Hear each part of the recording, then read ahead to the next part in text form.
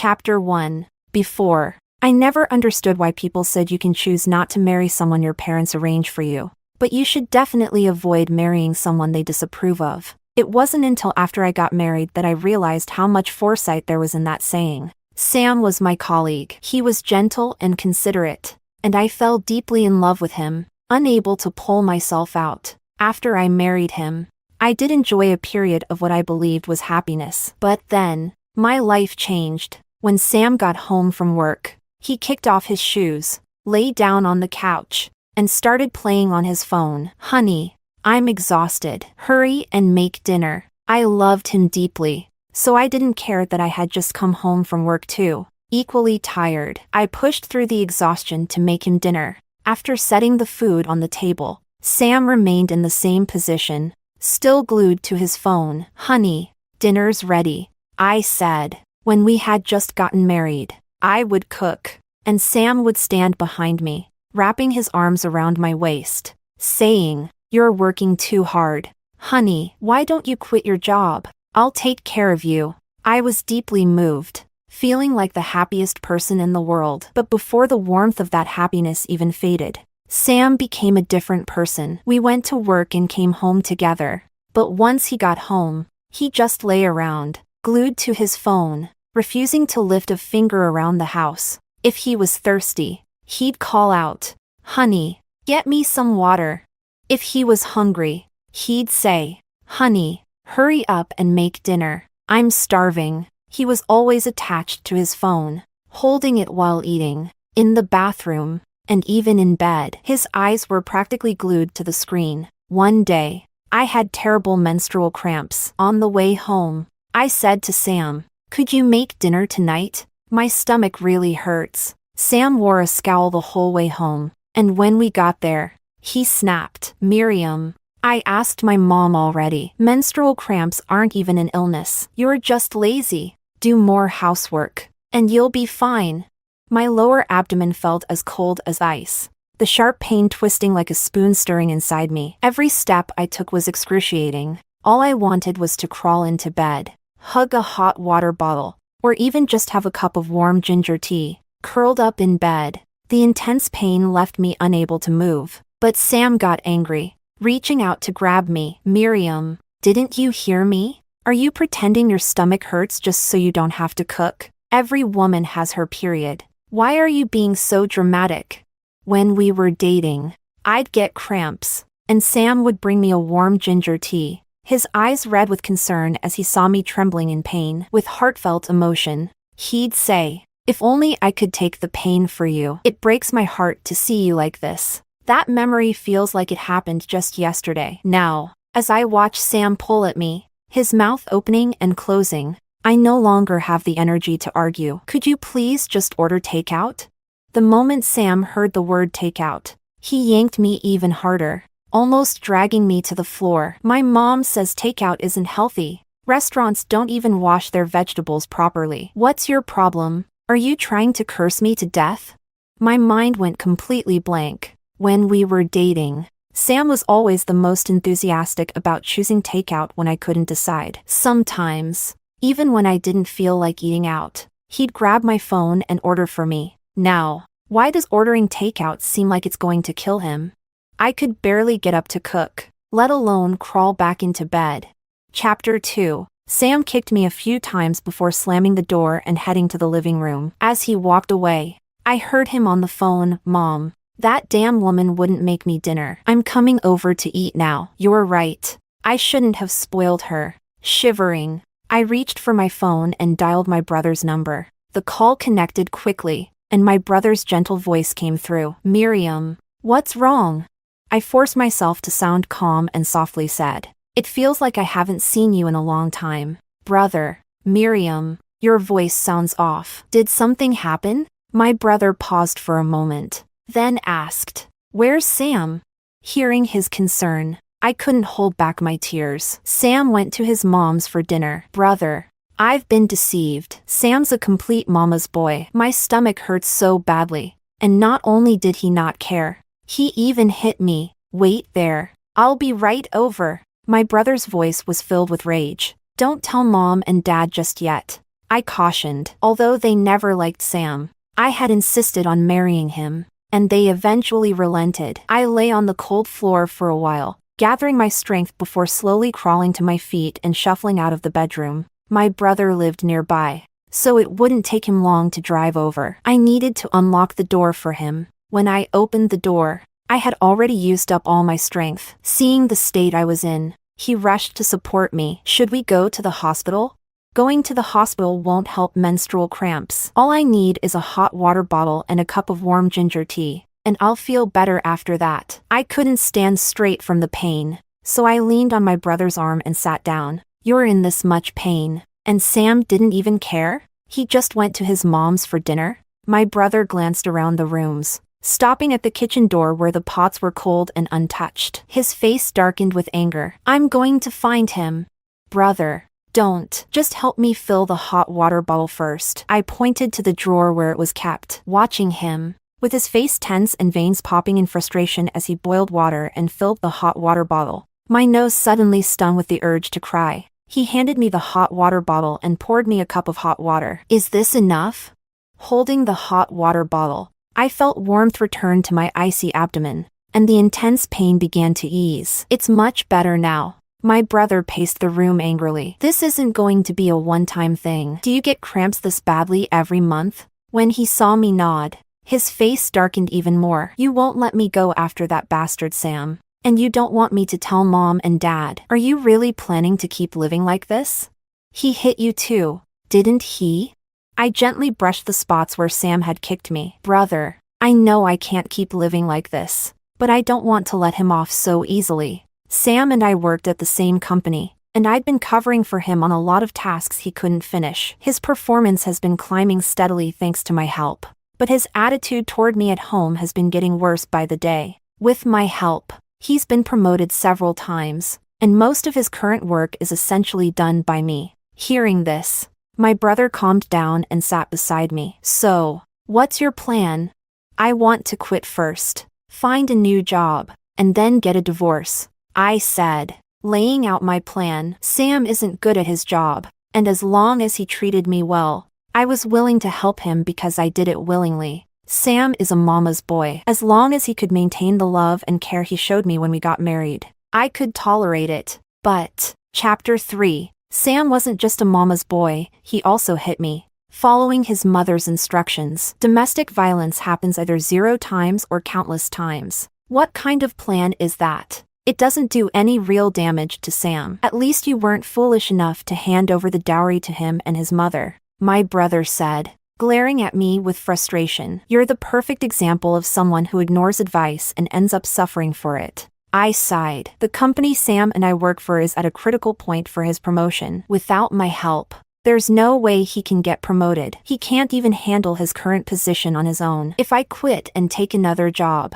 what do you think that means for him? Knocking him back down to where he started is the biggest punishment. If I push him back to square one, I want to see how far he can climb without my help now that he's reached this level. Without his current position, Sam won't be able to pay off the mortgage or the car loan. Just stick to your plan, but don't regret it later and decide not to get a divorce, my brother said. Now understanding my intention, the pain in my abdomen had eased, so I stood up and went to the kitchen to find some ginger sugar, putting it in a cup of hot water. I never imagined that in my married life, I wouldn't even be able to get a cup of warm water. Get ready. I'll take you out for dinner, my brother said, glancing at his watch. He'll be back soon. I'll just order takeout. Thanks, brother. With my work experience, could I join your company? After finally uttering the word divorce, I had a new plan. I'd been blind when it came to marriage, but I couldn't afford to be without a job.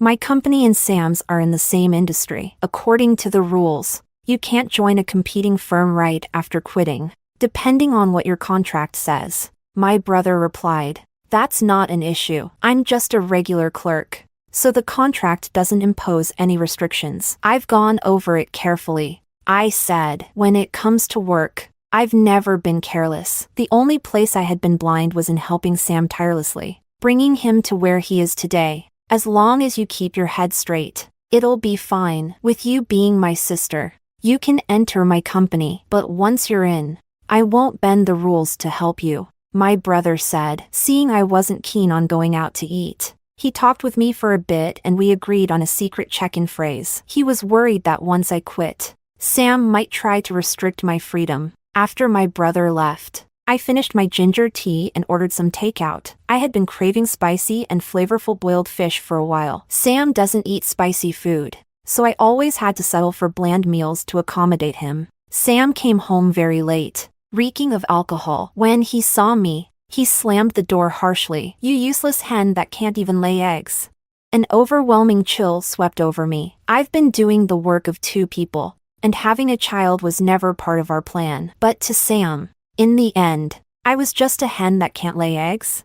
I was so angry I wanted to cry. Watching him collapse onto the couch like a pile of mud, I forced myself to hold back my tears. In the past, whenever Sam came home from social events and lay on the couch like this, I'd rush to cover him with a blanket, worried he'd catch a cold. But now, I didn't want to move. I drafted my resignation letter, citing health reasons, and sent it to HR. The next morning, when Sam woke up from his drunken stupor, it was as if nothing had happened. He drove me to work as usual. He already had his own office, while I still sat in a cubicle. So when I went to HR to finalize my resignation, he had no idea.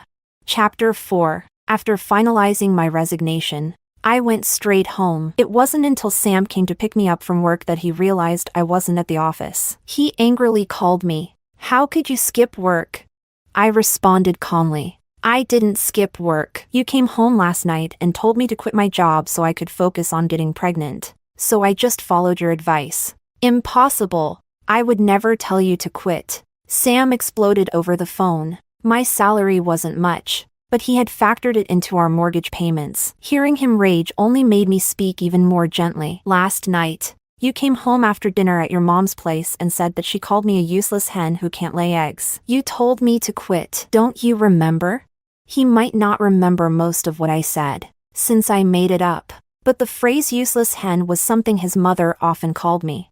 Feeling wronged, I added, "Last night, you were watching me send the resignation email. Did you forget?" Sam was speechless. "But why didn't you talk to me about it this morning? You were on the phone all morning, dealing with business calls. Did I even have a chance to speak? Anyway, I've already resigned. When you come home from work, there'll be a hot meal waiting for you," I said, having already bought groceries and cooked dinner, obediently waiting for Sam to come home and eat. Sam came back, still fuming, and complained, "Resigning from your job is a big deal. Why didn't you at least discuss it with me?" A tear welled up in my eye as I thought of how he always followed his mother's advice about not spoiling me. "You hit me and forced me to quit," I said, lifting my pajama pants to reveal the red marks on my leg. "I asked if we could talk about it, but you said you're the head of the household, and you make the decisions." "I hit you?" Sam stared at the red marks on my leg in disbelief. I nodded. Of course, it was the truth. I don't know what went through Sam's mind, but he softened and said, "Well, why don't you take a few days off at home before you look for another job? We're still young. We can think about having kids in a few years. I'll talk to my mom about it." What a kind and considerate man. "Thank you, truly. Then I'll rest for a month before looking for a new job. I've been wanting to take a trip to Singapore, Malaysia, and Thailand for a while now," I said, thinking how much I truly wished for Sam and his mother to be happily ever after. This was my most genuine thought. Before I met Sam, or rather, before I married him, my life was relatively carefree. I enjoyed a decent lifestyle, going shopping after work, taking vacations with friends during holidays, and relaxing. But after meeting Sam, my entire life revolved around him and our little home. My standard of living dropped lower and lower. Singapore, Malaysia, Thailand? That'll be expensive. Sam hesitated. "Why don't you just go to Hainan for a few days? Or maybe one of those vacation resorts with a hot spring?" "Let me think about it. I'll find something fun and affordable. Now come and eat before the food gets cold." I called Sam to the table. He looked troubled. I knew he thought a month off was too long. I didn't plan on actually resting for a month either. I intended to spend this month starting at a new company. Right now, The most exciting view for me wasn't a tourist destination, but watching Sam's inflated ego get knocked down a peg. I can't believe he thinks there's another fool out there who would willingly sacrifice her own future to help him like I did. Chapter 5. The ripple effects of my resignation started to show the very next day. Sam, who never used his phone during work hours, sent me a message out of the blue, asking me to help him handle a document. Naturally, I pretended I hadn't heard. These documents were basic clerical tasks, things that Sam should have been able to handle himself, especially after his promotion. Some of them contained important business information that required his personal attention. When Sam was a clerk, he could barely manage the basic files. How was he supposed to handle crucial business documents now? Meanwhile, I had already made plans to meet up with a few friends for a spa day. My friend Amanda, sitting next to me, teased, "You're something else. You know that? Married for so long, and this is the first time you've invited us out." Camila scoffed. She only ever has eyes for Sam. There's no room for us in her life. Well, now that I've got some free time, I thought I'd reconnect with you all, I said, feeling much more relaxed thanks to the aromatherapy from the spa. It really worked wonders for me. Everything was perfect, except for the sudden ringing of my phone, which was a bit jarring. "Looks like your husband's entered his emergency call mode," Camila said sarcastically. "Put it on speaker so I can hear how much he can't live without you." I answered the call and, following Camila's suggestion, put it on speaker. "Miriam, did you see my WeChat message?" Sam said, sounding anxious. "Can you check it? I'm in a bit of a hurry." Camila and Amanda both wisely remained silent. "Oh, I didn't hear any message notification," I replied casually. "I'm not at home right now." "You know Camila, right? The cousin of your division manager's niece? She invited me to a spa day. She's sitting right next to me. Do you want her to say hi?" "And no, that's all right. You guys enjoy yourselves. I'll handle it myself." Sam stammered. Of course. He knew Camila as the niece of his direct supervisor. There was no way he could afford to offend her. "Say hi to Camila for me." Camila made a disgusted face, and Amanda quickly clapped her hand over Camila's mouth to stop her from making a sound. Sam hung up the phone reluctantly. As soon as the call ended, Amanda couldn't hold back her curiosity. "What's going on with you two? Something feels off." I shifted into a more comfortable position on the couch. "I quit my job. I told him I'm preparing for pregnancy. Do you believe that?" "Not at all." Camila immediately sat down next to me, her previously sarcastic tone gone. She looked at me seriously. "Have you finally come to your senses? Are you trying to find yourself again?"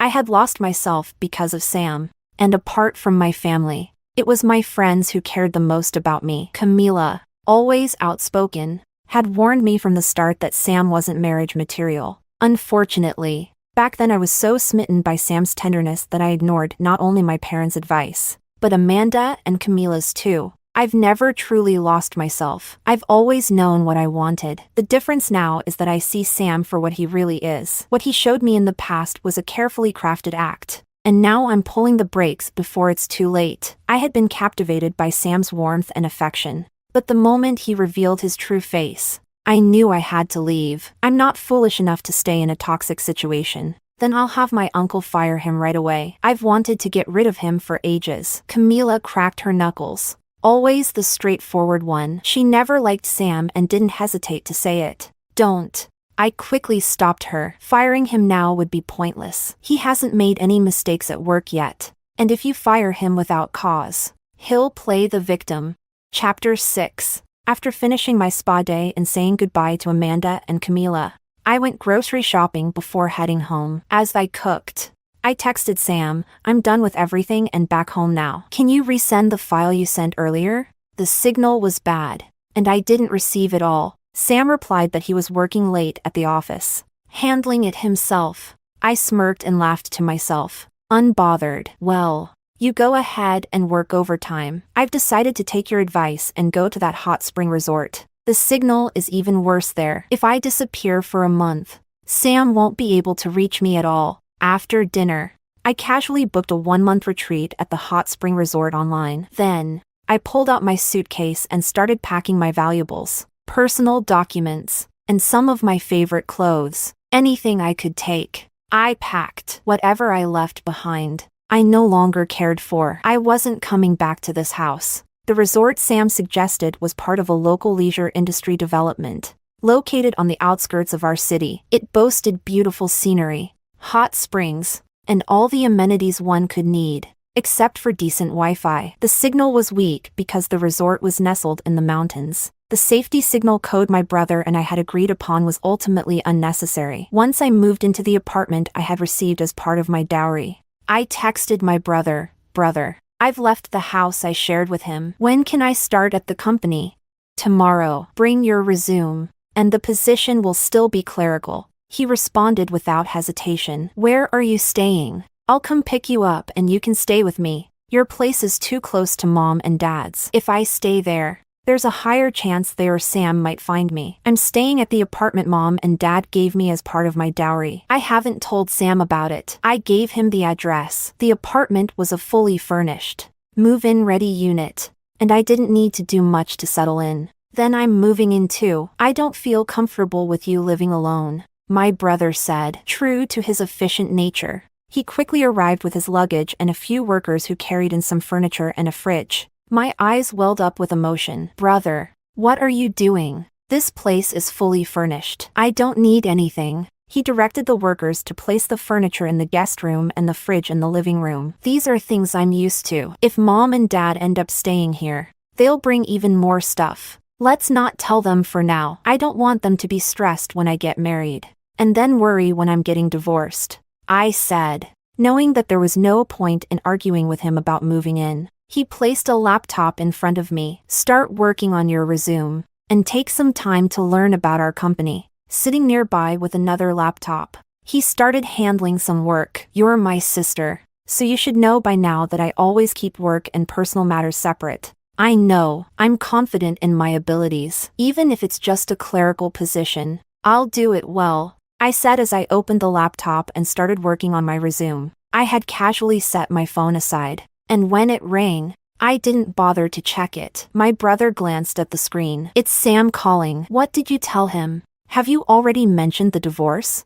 No, I just quit my job and told him I was going to Singapore, Malaysia, and Thailand. He suggested I go to the hot spring resort instead, I said, picking up the phone and answering it.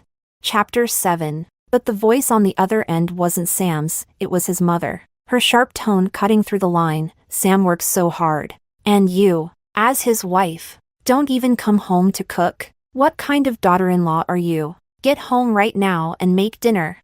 I work hard too, I reflexively defended myself. Sam and I were colleagues, and I often took on his workload. Then, after work, I'd come home and cook for him, and still, he would complain about being exhausted, spend his evenings glued to his phone, and I'd tolerated this for 2 years?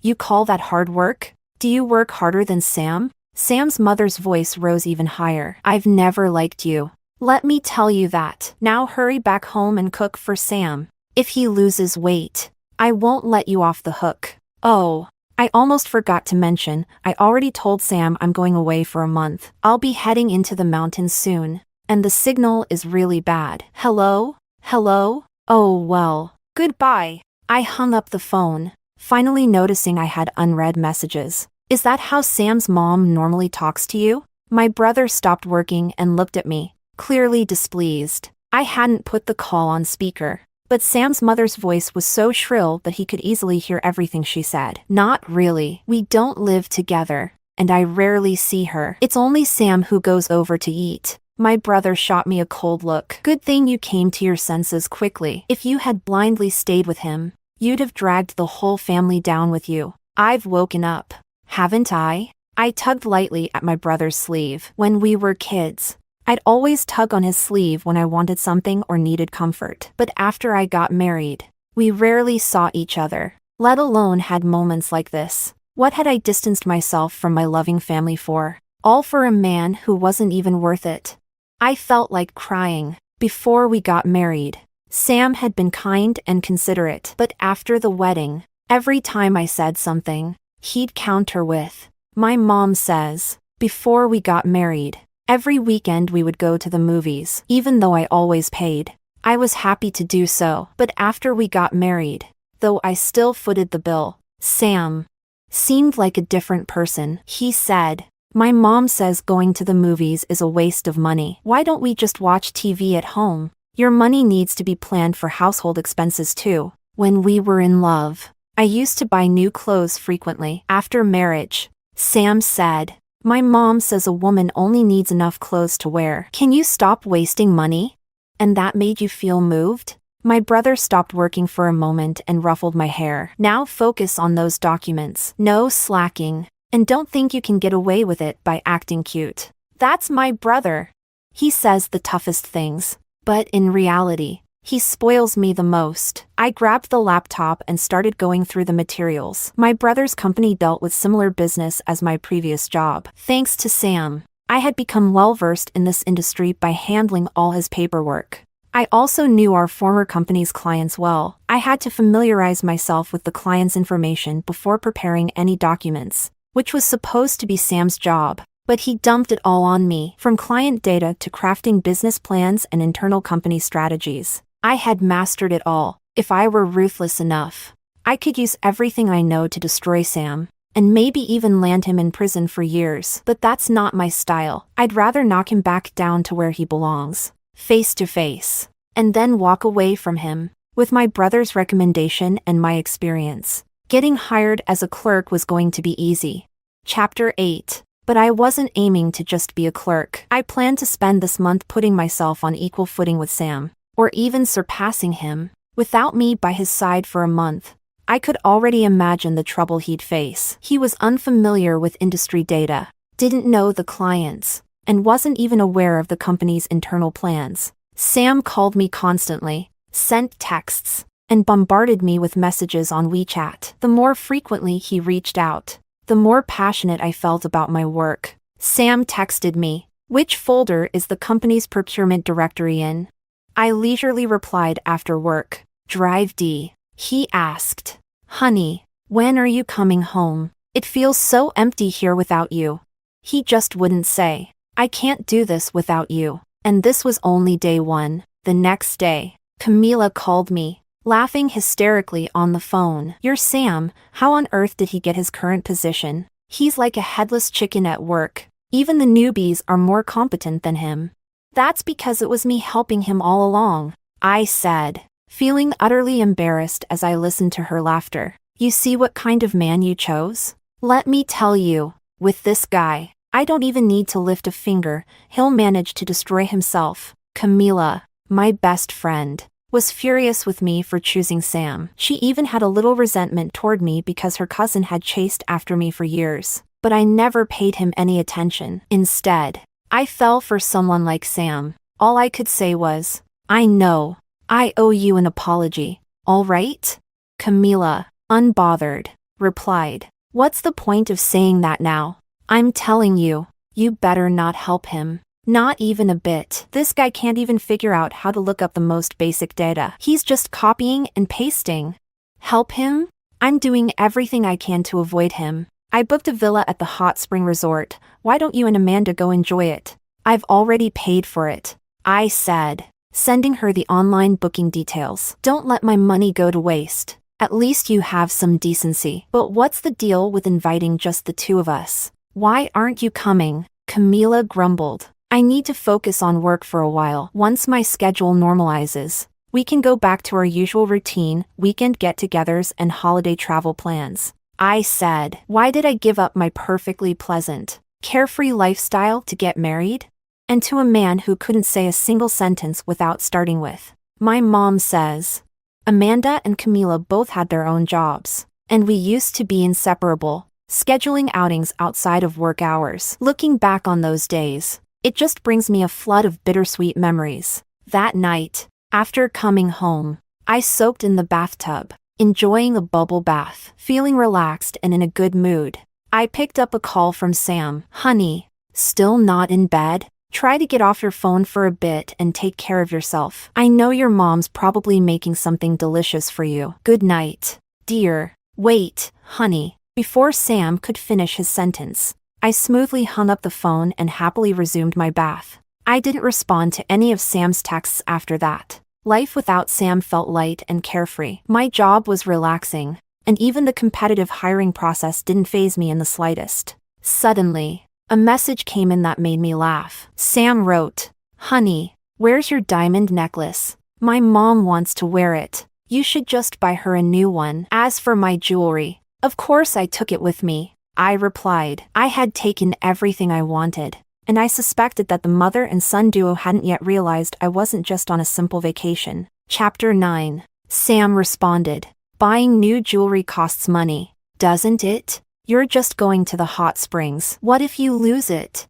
It's my stuff. If I lose it, that's on me. You should get some rest. You've got work tomorrow. Don't forget about the mortgage, car payments, and your mom's social security, her mortgage, and her living expenses." I sent back, feeling quite satisfied as I put my phone down. Those expenses I mentioned could only be covered if both of our salaries were combined. Without my financial support, Sam wouldn't make it through this month. By next month, he'd be blacklisted as a defaulter. With his promotion and both our salaries, the three of us could have maintained a comfortable middle-class lifestyle. But Sam's ego had grown too large. He insisted that someone of his status needed a big house, a new car, and even bought his mom a home. All those costs were split between the two of us. Now, without my income, which will he miss first? The mortgage, the car payments, or his mother's social security and living expenses?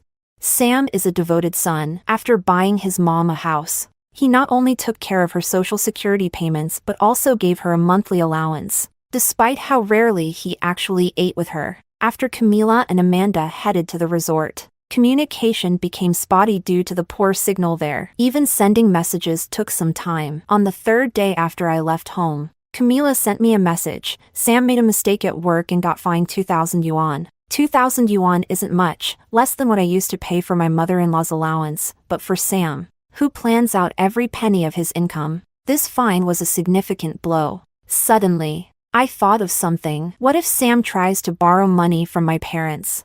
I quickly sent them a message. "Mom, Dad, my mother-in-law is obsessed with buying health supplements, and Sam spoils her too much. No matter what reason they come up with, don't lend them any money. We're not actually short on cash." They each replied in turn, "This health supplement stuff shouldn't be bought. Why don't you try to talk some sense into them?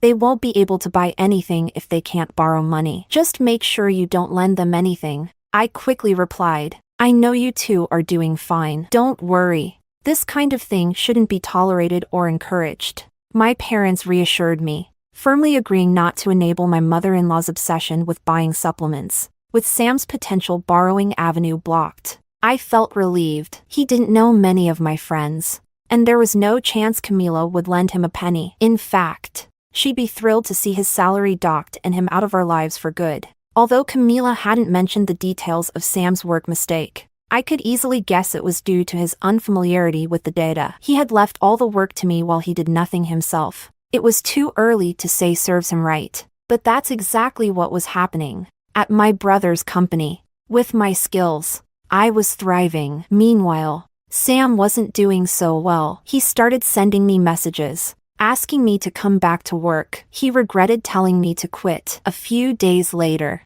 he texted again, telling me he had failed to get promoted. Through his words, I could sense his frustration. He wrote, "Honey, now I realize how important you are to me." Chapter 10. I replied, "Don't be discouraged. There's always the next promotion. Keep it up."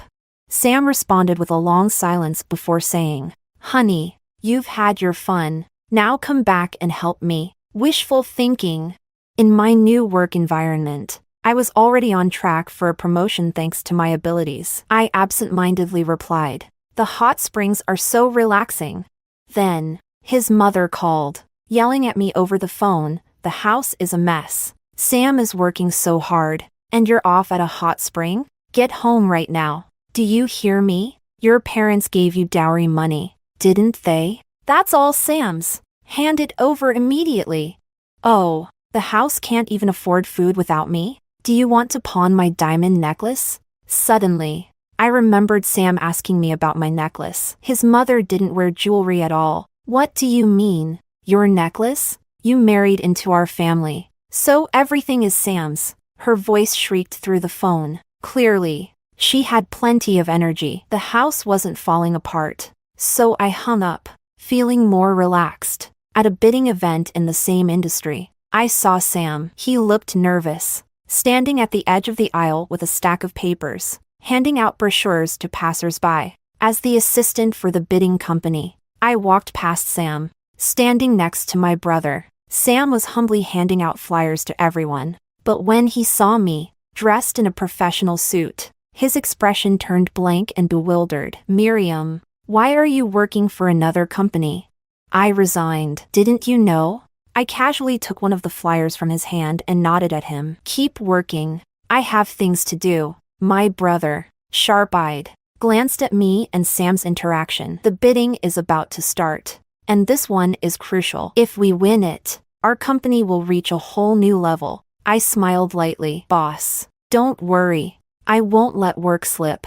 Back when I worked at my old company, as a clerk, I was just like Sam today, handing out flyers at bidding events. At the time, he was standing on the other side of the aisle, and I was on this side. When we got tired, we'd sit in the safety stairwell, take a short break, and share a sip of water. Later, after we started dating, I took on most of his workload, and eventually, he kept getting promoted while I remained a clerk. Now, we were both standing in the same aisle again. He had returned to square one, doing the job he was doing when we first met, while I had become the bidding assistant to the boss. I walked into the bidding hall with my brother. Sam stared at me in a daze. The young man next to him, also handing out flyers, said, "Stop staring. That's a top business star from our company. She went from clerk to department head in a month and closed a ton of major deals. Her commission alone is enough to buy a villa in just 1 month." I wasn't going to tell Sam that the young man beside him was someone I had deliberately arranged to be there. I was worried that if Sam saw me, he might chase me down and cause a scene in the bidding hall. But I was overthinking it. Sam was a complete coward. Throughout the entire bidding process, he didn't make a single disruptive move. It seemed like he wanted to call me, but I had already blocked his number. I no longer responded to his messages or WeChat. When I decided to let go of this relationship and remove myself from his life, he became nothing more than a stranger to me. The young man standing next to Sam, handing out flyers, stayed with him until Sam finally stopped. The man then pulled out a business card and handed it to him. "Mr. Sam, hello. On behalf of my client, Ms. Miriam, I am serving you with divorce papers. In just 1 month, I showed him that I was doing far better without him. Without me, he was nothing. He was nothing. He was nothing. He was nothing. He was nothing.